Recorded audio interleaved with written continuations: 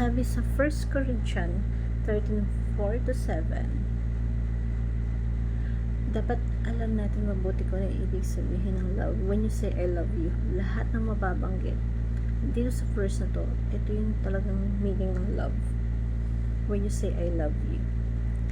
And sabi ni Pastor Pablo sa mga Corinthians, love is patient, love is kind, it does not envy, it is not bold, it is not proud, it is not dishonor other, it does not self-seeking, it keeps no record of wrongs,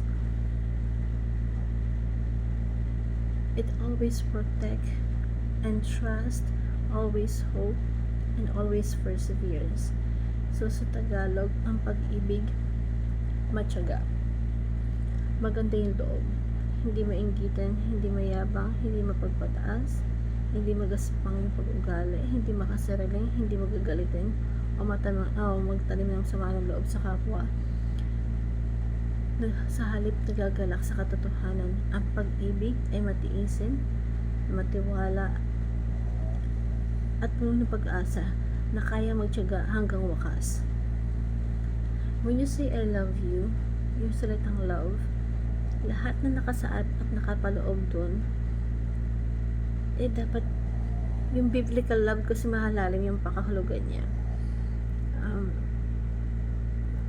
Na when you say the word I love you, para bang ang bilis lang magsabi ng I love you, pero yung iba hindi man talaga totoo alam yung meaning nun. But sa word of God, when you are a disciple, mabigat yung totoong meaning na yun. The biblical meaning of love is not that we love God, but He loves us. Yung pakahulugan ng pag-ibig sa Biblia ay ito ay in human terms. Love is must be defined in God's term. Kaya sabi dito sa 1 John, hindi mo ba alam kung ano yung ibig sabihin ng pag-ibig? Not that we love God. So it's not a man's standard according to the whole definitions that man love, but God love us. That's why He sent His Son for us. So dapat ang pag-ibig hindi natin tinitignan na in human terms. Ang tunay na pag-ibig ay nagmumula sa Diyos. At ang pag-ibig, pag sinabi mo I love you sa kapwa mo, you have to make sure na ang kahulugan nun ay biblical love.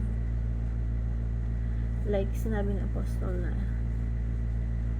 husband, love your wives just as Christ loved the church. So ang ginawa ni Kristo sa church, namatay siya para sa church, inalay niya yung buhay niya para sa church. Hindi siya parang simply I love Coke, I love movie. When you say I love someone, you are ready for that person truly with your heart.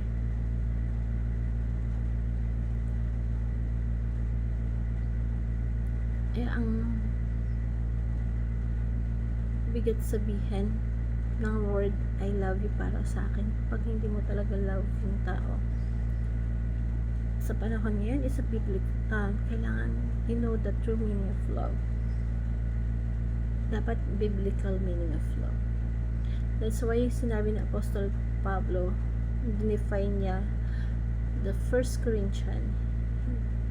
Hindi niya dinefine na isang sentence lang Kailangan niya i-describe in different ways yung totoong meaning of love. Love is not just a feeling, but a collection of acts of kindness. Hindi kayong tipong kinilig ka lang kasi gusto mo lang siya makita, ayaw malayo sa kanya kasi feel mo, akala mo yung love. It's not just a feeling, but it's more than that. It's a collection of acts of kindness. Just like sinabi ni Apostle Pablo, love is patient, love is kind, it is not envy, it is not old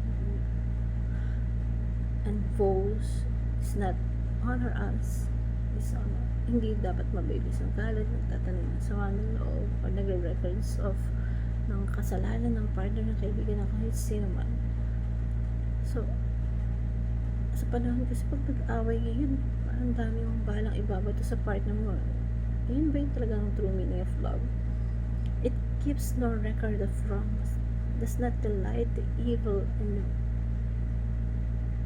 the evil. Diba? Dapat andun pa rin yung it always trusts and always hope and persevere, and that is love. It's a collections of kindness of act. Hindi siya feeling lang. It's a collections of commitment. Now, when you say I love you to a person, dapat iisipin mo, it's not about the feeling. It's a collections of act of kindness. Kasi, why? Ganun tayo minahal ng ating Panginoong Jesus. Hindi siya nagmayabang.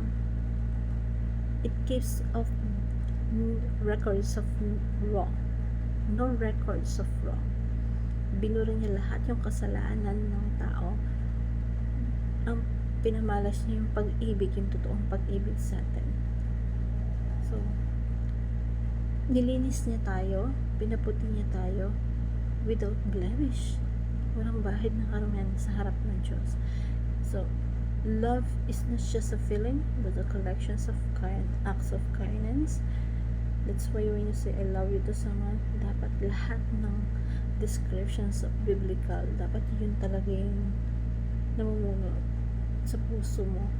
Practicing God's love makes you beautiful. Yung totoong nagmamahal, kapag tinignan mo ang glow, hindi siya ganun kahit na sabihin mong hindi ganun kaganda, pero pag totoong nagmamahal yung tao, iba yung glow nila. Because true acts of kindness yung meron sila. And yun yung nakikita sa pagkatao dapat. Kaya, tanungin mo sa sarili mo na mayroong magsasabi sa'yo, alam mo bro, ang ganda ng puso mo. Hindi ka mayabang, hindi ka nagmamataas, ang bait mo sa kapwa mo. Kailan mo huling narinig na sinabi ng tao yun sa'yo? Kapag nagmahal ka, lahat ng description na meron sa 1 Corinthians, dapat yun yung nakikita, yun yung nararamdaman sa'yo.